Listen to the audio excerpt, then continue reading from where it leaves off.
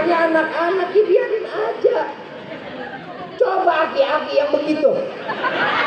Imam lagi nungging rukuk ditendang aja. Gimana? Jangan. Imam Ghazali radhiyallahu anhu waradahu, beliau mengatakan, jika di masjid sudah tidak terdengar suara anak-anak, hati-hati. Hati-hati, akan datang tidak lagi akan pernah ada yang memakmurkan masjid kalian. Jangan biarin anak-anak pada main di masjid. Nggak apa-apa. Yang penting dia nggak main bawa sepeda naik ke dalam masjid. Main bola di dalam masjid kan kagak. Biarin dia main. Palingan perang sarung. Betul nggak? Tapi jangan lu kena mata buta lu PA. Jangan. Masjid itu yang pertama. Syukur kita sama Allah. Allah titipin kita buah hati. Coba ibu bapak ngebayangin ada orang yang belum punya keturunan, harap kita punya keturunan. Begitu punya keturunan kita sia-siain. Saya lihat ada sahabat Nabi SAW yang mendidik anaknya dari umur 1 tahun sampai 9 tahun, dididik untuk mengikuti sunnah Nabi Muhammad SAW. Di dalam satu kisah, sahabat Nabi ini sedang menunggu Nabi dalam keadaan sakratul maut. Saat dimana Nabi dalam keadaan sakratul maut, ini sahabat nggak mau pulang sampai pembantunya datang ketemu ini sahabat, dikatakan, wahai saudaraku, sesungguhnya istrimu sedang hamil 9 bulan, saat ini sudah mulai kontraksi, katanya, sudah ingin melahirkan.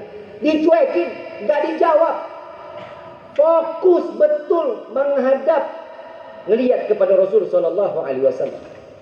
Sampai ini khadim pulang, kembali lagi mengatakan, wahai saudaraku, istrimu telah melahirkan seorang putra. Enggak digubris, didiemin sampai Nabi meninggal dunia. Begitu Nabi meninggal dunia, dia pulang. Dia ngelihat ada anak kecil, ditanya, ini anak siapa? Anak saya. Kapan lahirnya? Tadi kan saya udah ngasih tahu. Oh maaf, saya tidak mengetahui karena saya merasa kehilangan Rasul Sallallahu Alaihi Wasallam. Beri nama dia Muhammad, katanya. Tabarruk, cari keberkahan dari nama Sayyidina Muhammad Sallallahu Alaihi Wasallam. Pak, Bu, tahu nggak sih kenapa sih di dalam Islam itu nempelin nama-nama baik? Tahu nggak? Abdullah, Muhammad, Hasan, Husin, macam-macam nama Islam itu paling banyak. Kenapa? Iktibar, contoh. Saat kelak di yaumil qiyamah, di padang mahsyar, yang dipanggil pertama itu para wali min auliyaillah. Para wali min auliya dipanggil Abdullah, diri semua yang namanya Abdullah. Riki ikutan diri. Riki ditanya, "Inta min?" Anda Abdullah. Abdullah min? Abdullah Riki. Tadi kan yang dipanggil Abdullah. Oh gitu. Ya Allah, ini Abdullah tapi bukan wali.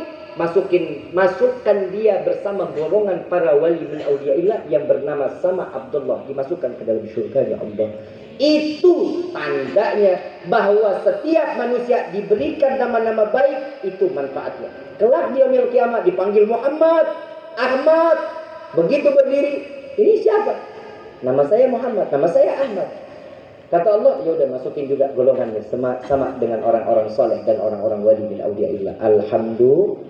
Itu fungsinya. Saya waktu itu di Jakarta, Pak Bu, ngasih nama. Saya lagi bingung, saya lagi ke pemakaman. Ada salah satu guru saya meninggal dunia, kecelakaan. Sedih saya bukan main. Tapi begitu dimakamin, saya ngakak sendiri-sendirian. Saya ketawa sampai pegang perut. Kata teman-teman, lu kenapa, udah gila lu? Ntar gue kasih tahu, saya bilang gitu. Begitu saya tengok, lihat ke batu nisan, tahu batu nisan kan?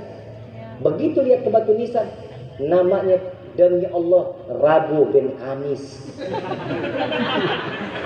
Lu aja ketawa gimana gue lihat tuh di batu nisan, Rabu bin Kamis. Berarti bapaknya si Kamis Jumat. Lah benar-benar ada yang namanya Pengki. Tahu Pengki? Pengki di sini buat apa? Berarti dia lahir di Pengki kali ya.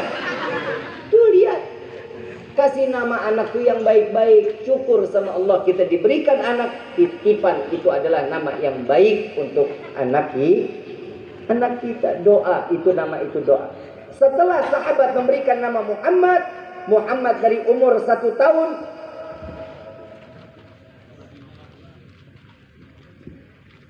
Soalnya saya keringetan kalau lagi ceramah aja. Lagi mumpung ada keringat, alhamdulillah. Olahraganya jarang sih.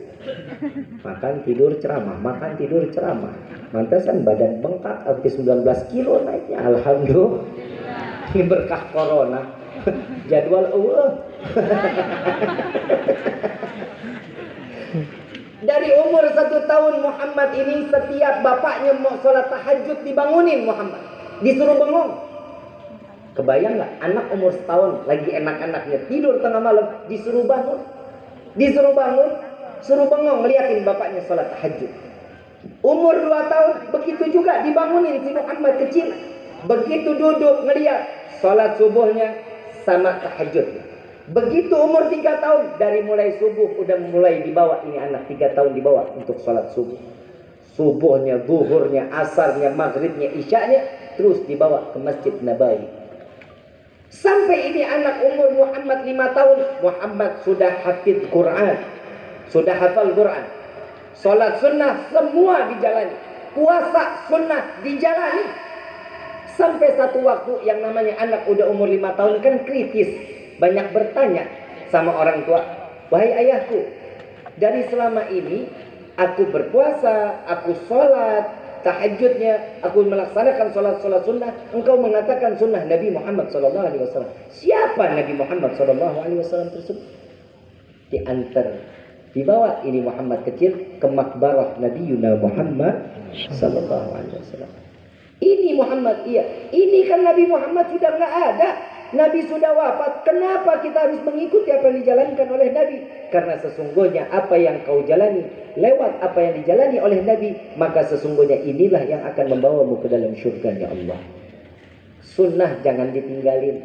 Kita amal yang wajib ya belum tentu Pak, Bu, demi Allah belum tentu. Kita sholat sehari berapa waktu? Berapa? Emang udah pasti sholat kita diterima? Wallahu. Tapi alhamdulillah kalau kita ngejalanin yang rukunnya doang, sholat wajib rukunnya aja nggak pakai sunnah, demi Allah sholat kita nggak akan diterima sama Allah. Di dalam kitab Miftahul Jannah, sholat itu ada 3 kriteria yang pasti akan diterima kelak di hadapan Allah. Yang pertama, syariat, menentukan syariat. Begitu Allahu Akbar, kita jalan ibadah sholat.